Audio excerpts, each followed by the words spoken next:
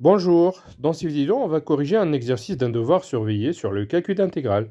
Alors, première question, calculer les intégrales I1 et I2. Deuxième question, par partie, calculant G1 et G2. Et troisième question, on va voir comment on va calculer K1 et K2. Alors, premièrement, on va calculer l'intégrale de x racine x dx entre 0 et 1. Alors, remarquez que la racine de x, on peut l'écrire si x à la puissance 1 sur 2 fois dx. Aussi, x, on peut l'écrire si x à la puissance 1. Alors, on obtient x à la puissance 3 demi dx. Alors, maintenant, on va rappeler comment trouver la primitive de x à la puissance r avec r un nombre rationnel. Donc, sa primitive, c'est 1 sur r plus 1, x à la puissance r plus 1. Alors, on va l'appliquer sur x à la puissance 3 demi.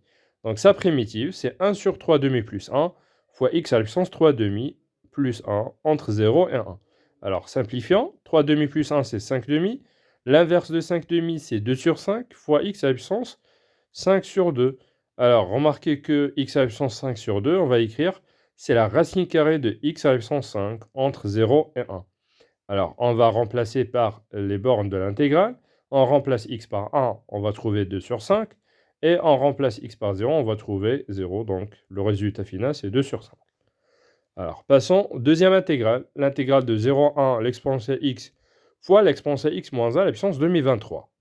Alors, remarquez donc, dans ce cas, on doit trouver, puisque c'est un produit, on doit trouver une relation entre l'exponentielle x moins 1 et l'exponentielle x. Si on dérive l'exponentielle x moins 1, on va trouver exactement l'exponentielle x.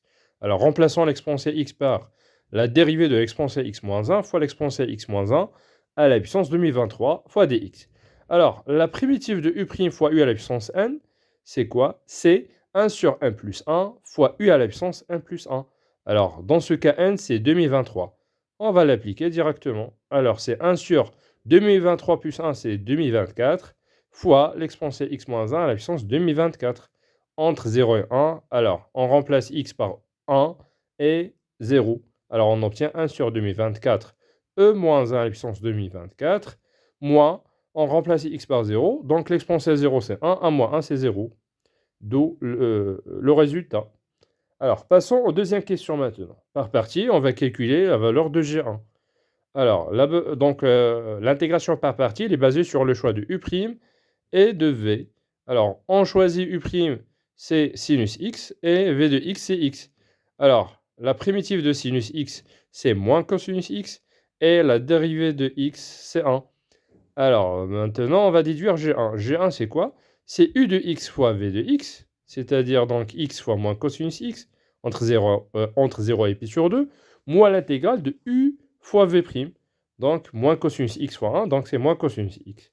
Alors maintenant, on va essayer de calculer la primitive de moins cosinus x, ou bien de cosinus x. Alors, la primitive de cosinus x, donc c'est sinus x entre 0 et pi sur 2. Alors, on va remplacer par les bornes de 0 et pi sur 2. Alors, finalement, on va trouver 1. Alors, maintenant, G2. Alors, on pose de la même façon. Dans ce cas, on va choisir U' de x et V de x. Alors, U' de x, on va le choisir, c'est donc l'exponentielle x plus 1. Et V de x, c'est x. Alors, la primitive de l'exponentielle x plus 1, c'est l'exponentielle x plus 1, c'est lui-même. Et la dérivée de x, c'est 1. Alors, G2, maintenant, égale à quoi? Égale à u fois v, donc c'est x fois l'exponentielle x plus 1, entre 0 et 1, moins l'intégrale de u fois v'. Donc c'est exponentielle x plus 1 fois 1, donc c'est exponentielle x plus 1 dx. Alors, maintenant, la primitive de l'exponentielle x plus 1, c'est lui-même, donc c'est exponentielle x plus 1 entre 0 et 1. Alors maintenant, on remplace par 1 et 0, on va trouver e au carré moins 0. Deuxième intégrale, donc on remplace x par 1, on va trouver e au carré, moins on remplace x par 0, on va trouver e. Alors le résultat final, c'est e. Alors maintenant, on va essayer de voir la question 3. Alors, calculons d'abord l'intégrale K2. Donc, dans ce cas, vous avez un quotient. Remarquez donc que la dérivée, si on dérive le dénominateur, on va trouver moins le numérateur. Alors, on va multiplier par moins pour déduire la relation entre le numérateur et le dénominateur. Donc, dans ce cas, moins exponentielle moins x, c'est la dérivée de dénominateur. Alors, dans ce cas, on va utiliser U' sur U. Sa primitive, c'est ln de la valeur absolue de U.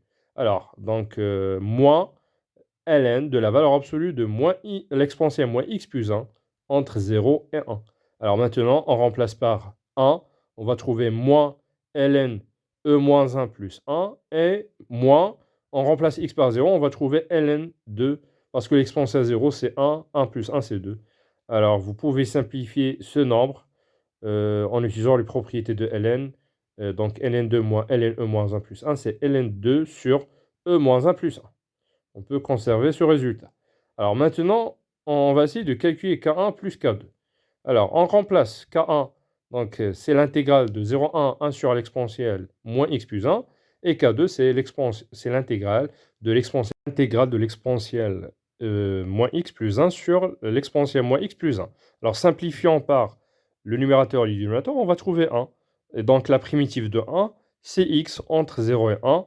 Alors, on va trouver 1. Alors, K plus K2, K1 plus K2, c'est 1. Alors, d'après les questions précédentes, on va déduire la valeur de K1. Alors, on a trouvé que K1 plus K2, c'est 1, et K2, c'est ln2 sur e moins 1 plus 1. Alors, donc, on va déduire K1. Donc, simplement, K1, c'est 1 moins K2, et K2, on a déjà trouvé, c'est ln2 sur e moins 1 plus 1. Merci.